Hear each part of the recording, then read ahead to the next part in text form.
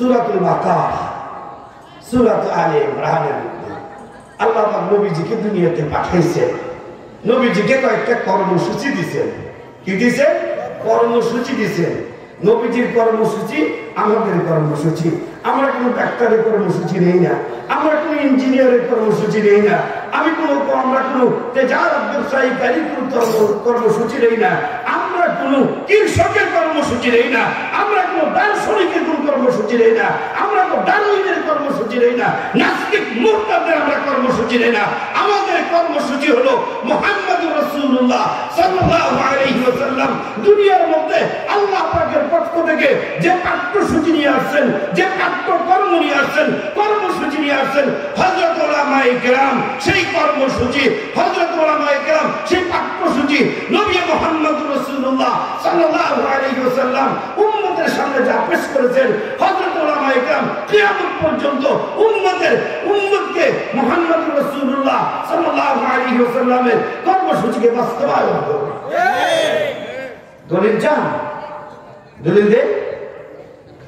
নবী আলাইহিস সালাতু ওয়াস সালাম বলেন, ইন্নাল উলামা ওয়ারাসাতুল আমবিয়া লা ইউরিথু দীনারা ওয়ালা দিরহামা আও কামা ক্বালা আলাইহিস সালাতু ওয়াস সালাম। নবীজি বলেন, আমার ওয়ারিস তো তারা ওয়ারিস আম্বিয়া, তারা যারা উত্তরাধিকারী হবে। উত্তরাধিকারী কি? আমার এলিমেন্ট উত্তরাধিকারী হবে, আমার ইলমে, আমার আমল, আমার আখলাকে। লাম ইউরিথু দীনারা ওয়ালা দিরহামা। আমার উত্তরাধিকার তো অর্থযোগ্য না, টাকা পয়সা না, দিন দিরহাম না। উত্তরাধিকারী কি বলে? এলেন। উত্তরাধিকারী কি বলে? এলেন।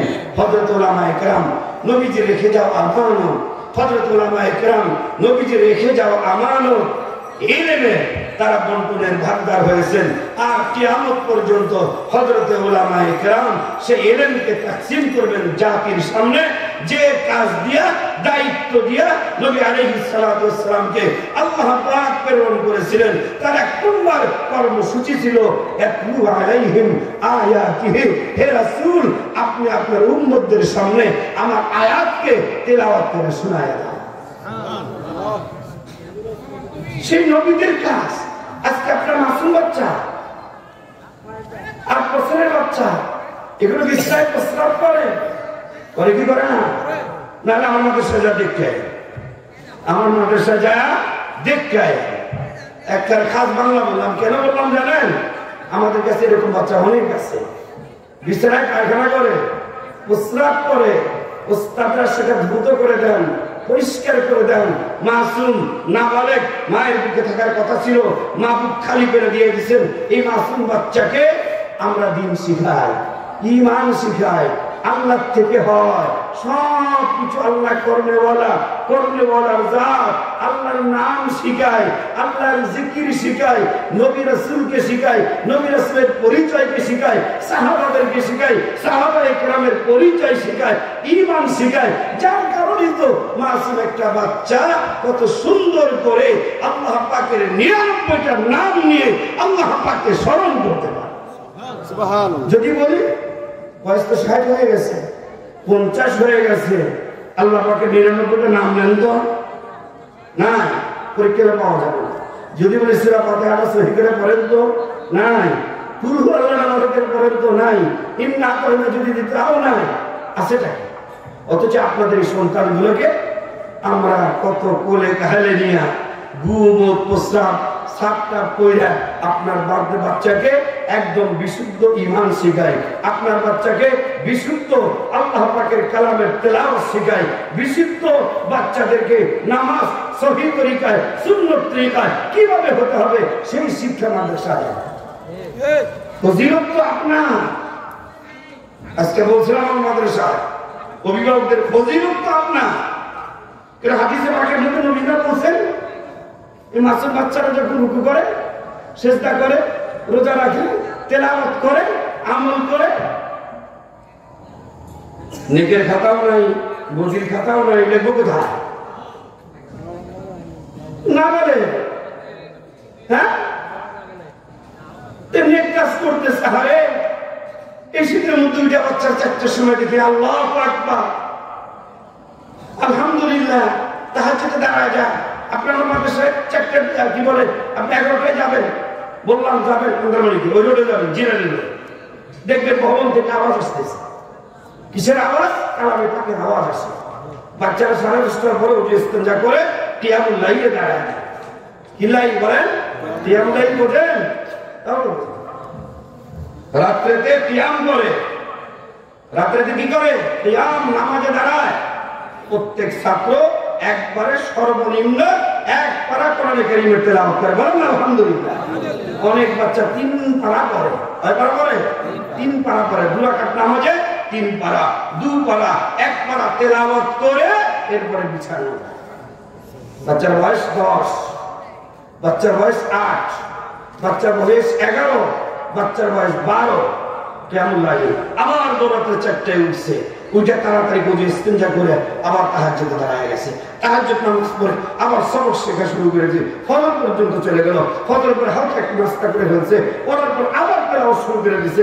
7:30টা পর্যন্ত করে, 7:30টার পরে 8টা পর্যন্ত নাস্তা করে, নাস্তার পর আবার 9:30টা পর্যন্ত আবার লাগাতার তেলাওয়াত শুরু করে। এই যাতে পয়গম্বর আলাইহিস সালাতু ওয়াস সালাম কি বলেছেন?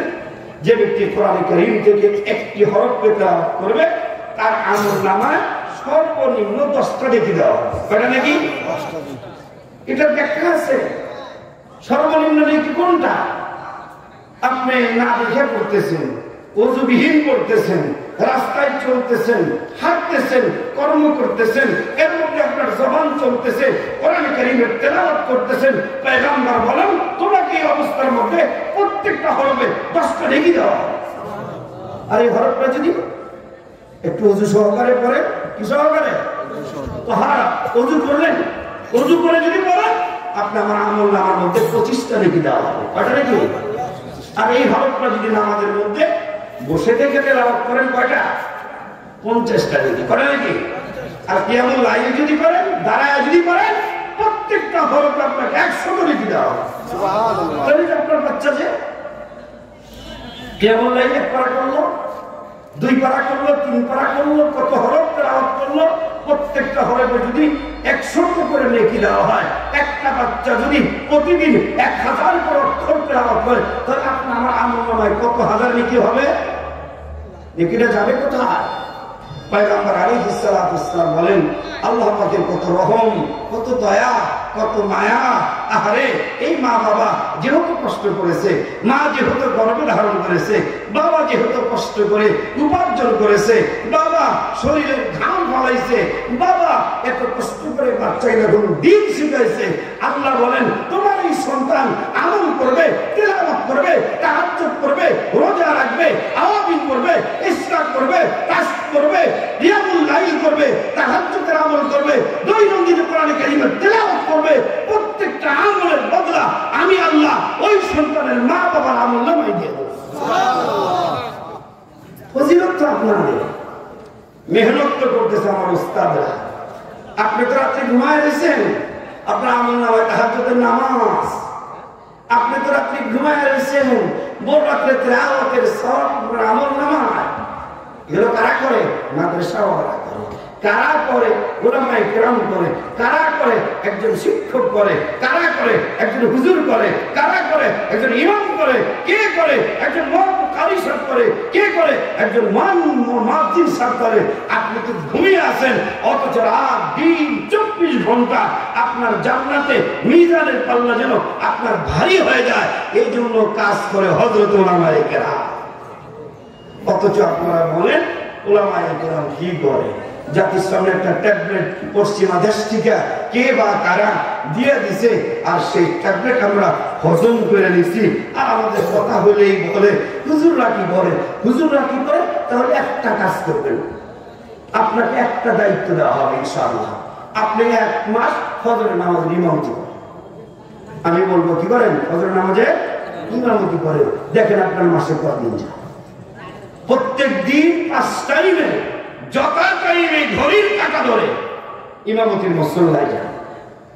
যান তো 8 ঘন্টা ডিউটি করেন, তো যান আর পরে স্বাধীন। অথচ উলামায়ে কেরাম ঘড়ির কাঁটা ধরে মসজিদে যেতে হয়। একজন উস্তাদ, একজন শিক্ষক 24 ঘন্টা রুটিনে আপনাদের বাচ্চাদেরকে তৈরি করার জন্য মেহনত করা হয়।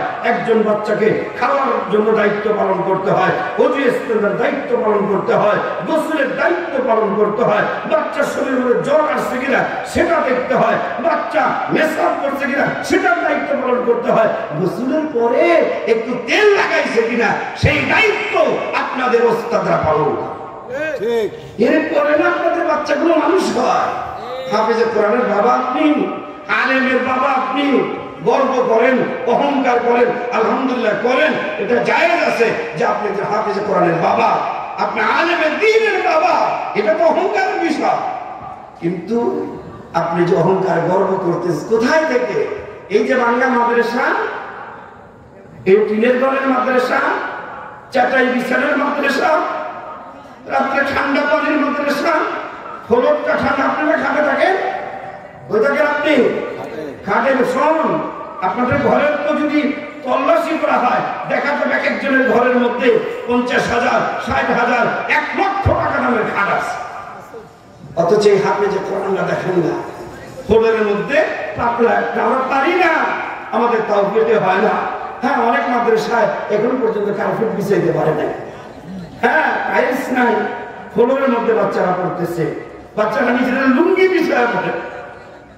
সচক্ষে দেখি তো মায়া লাগে, লুঙ্গি বিছায় মাদ্রাসা পারে না, কার্পেট কিনে দেবে। তো এইভাবে জাতির খেদমত হযরত উলামায়ে কেরাম করতেছে। সম্মানিত হাজিরিন, কথা শেষ করতেছি, আমাদের একটা কাজ, নবীজির যে কাজ ছিল, নবীজি কর্মসূচি যা নিয়ে আসছিলেন, যা দায়িত্ব নিয়ে জিম্মাদারি নিয়ে নবীজি দুনিয়াতে আসছিলেন, আল্লাহ পাক সেই দায়িত্ব জিম্মাদারি হযরত উলামায়ে কেরামকে দিয়েছেন। ওই হযরত উলামায়ে কেরামের কাজ আর কর্মসূচি, যে কর্মসূচির কাজ ছিল নবীজি, ওই কর্মসূচি, ওই কাজ হলো হযরত উলামায়ে কেরাম। পারবেন না কথার উত্তর দিতে ইনশাআল্লাহ এখন থেকে? উলামায়ে কেরামের কাজ কি? নবীজির যে কাজ ছিল। উলামায়ে কেরামের দায়িত্ব কি? নবীজির যে দায়িত্ব ছিল। উলামায়ে কেরামের কাজ কি? নবীজি যে কাজ নিয়ে আসছিলেন সেই কাজ। নবীজির 1 নম্বর কর্মসূচি ছিল ইয়াতলু আলাইহিম আয়াতিহি, আল্লাহর জমিনের মধ্যে এর চাইতে উৎকৃষ্ট দামি কাজ আল্লাহর এই জমিনের মধ্যে নাই যে আপনার সন্তানকে, আপনাকে যে ব্যক্তি কোরআন কারীম শিখাইলো, শিক্ষা দিল, আপনি আমাকে কোরআন কারীমের তেলাওয়াত শোনাইলো, আমার বাচ্চাদেরকে কোরআন কারীমের তেলাওয়াতের উপযুক্ত করলো, এর চাইতে দামি কাজ আল্লাহর জমিনের মধ্যে নাই।